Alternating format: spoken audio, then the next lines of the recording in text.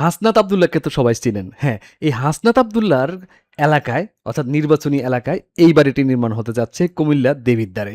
আমাদের সম্মানিত ক্লায়েন্ট ব্যবসায়ী মোহাম্মদ নাহিদ জামান হৃদয় ভাই এই বাড়িটি নির্মাণ করছেন কুমিল্লা জেলার দেবিদ্বার থানার অন্তর্গত আব্দুল্লাপুর গ্রামে।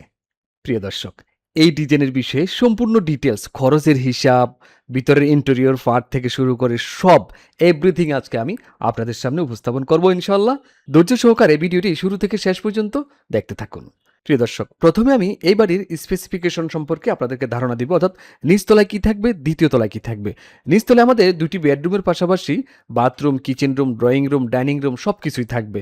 এবং দ্বিতীয় তলায় গেলে আমরা কিন্তু 4টি বেডরুম পাচ্ছি, সাথে 3টি বাথরুম পাচ্ছি, ড্রয়িং রুম পাচ্ছি এবং একটি মানে ড্রাই কিচেন পাচ্ছি এবং লিভিং রুম পাচ্ছি, সেই সাথে 4টি ব্যালকনি পাচ্ছি। মোট কথা হলো পরিপূর্ণ একটি ডুপ্লেক্স বাড়ির ডিজাইন কিন্তু এটা। আপনি যদি এমন একটি ডুপ্লেক্স বাড়ির ডিজাইন খুঁজতে থাকেন তাহলে আশা করি পেয়ে গেছেন। এছাড়া কিন্তু আপনার মনের মতো, আপনার চাহিদা অনুযায়ী, আপনার মানে যেভাবে চান আপনি ঠিক সেভাবেই যদি ডিজাইন করে নিতে চান আমাদের সাথে যোগাযোগ করতে পারেন স্ক্রিনে দেওয়া ফোন নাম্বারে অথবা কমেন্টে দেওয়া নাম্বারে।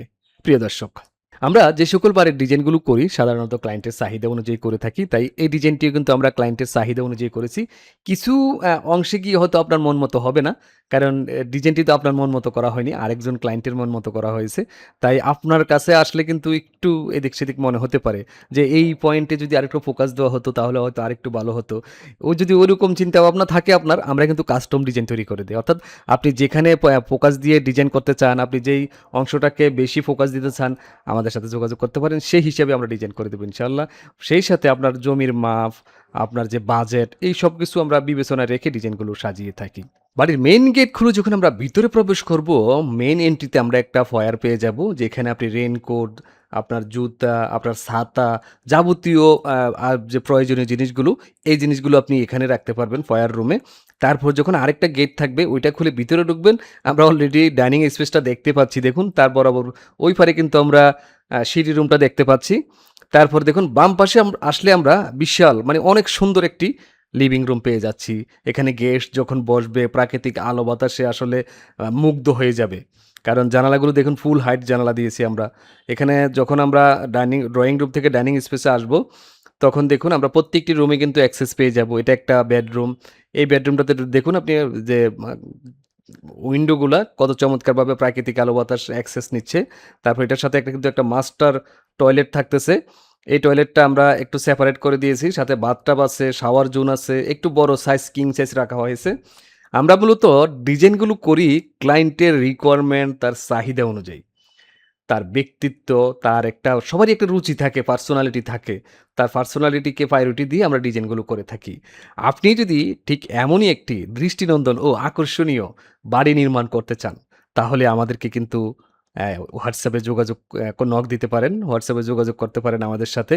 তাহলে আপনি কিন্তু আপনার মনের মতো ড্রয়িং, ডিজাইন সবকিছু সংগ্রহ করতে পারবেন। পাশাপাশি আমরা কিন্তু নির্মাণ কাজেও সহযোগিতা করে থাকি। অর্থাৎ নির্মাণ কাজের শুরু থেকে শেষ পর্যন্ত আপনি আমাদের কাছ থেকে সহযোগিতা পাবেন ইনশাআল্লাহ।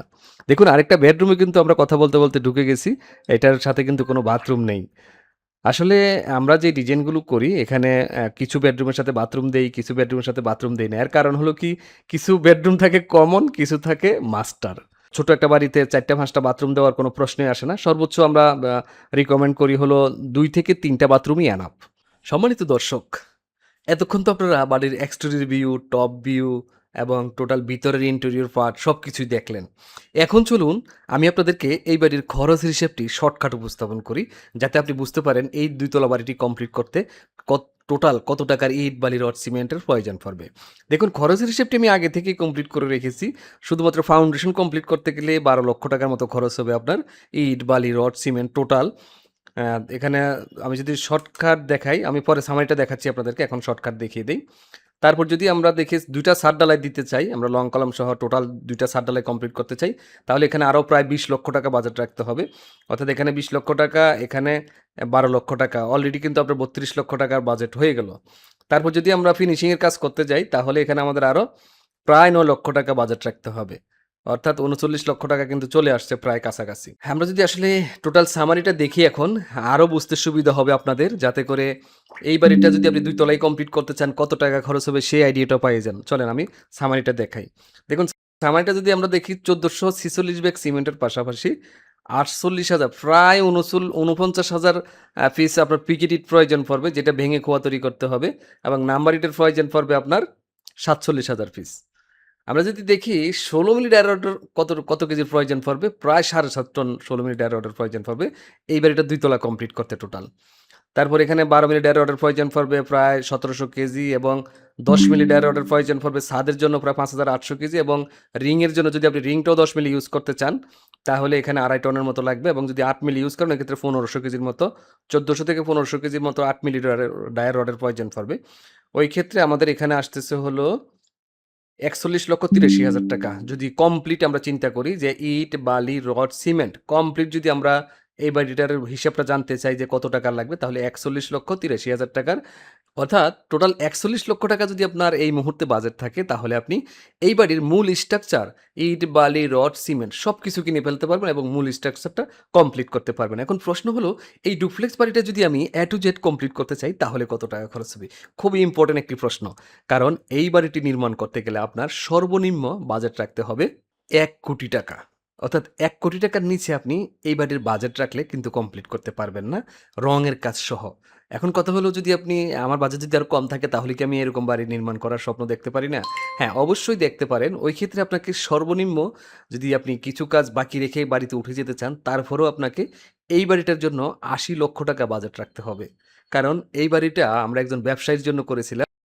এটার স্ট্রাকচার, এটার ডিজাইন, আর্কিটেকচারাল ডিজাইন এবং টোটাল যে আপনি এনভায়রনমেন্টটা দেখতে পেয়েছেন, এটা কিন্তু খুবই প্রিমিয়াম। এই কারণে খরচটা কিন্তু একটু বেশি হবে। যাদের বাজেট ১,০০,০০,০০০ টাকা আছে তারা মানে খুবই মানে নিশ্চিতভাবে আপনি কাজ ধরতে পারেন। আর যাদের বাজেট ৮০,০০,০০০ টাকা আছে তাদের মাথায় রাখতে হবে যে আমার কিছু কাজ বাকি থেকে যাবে।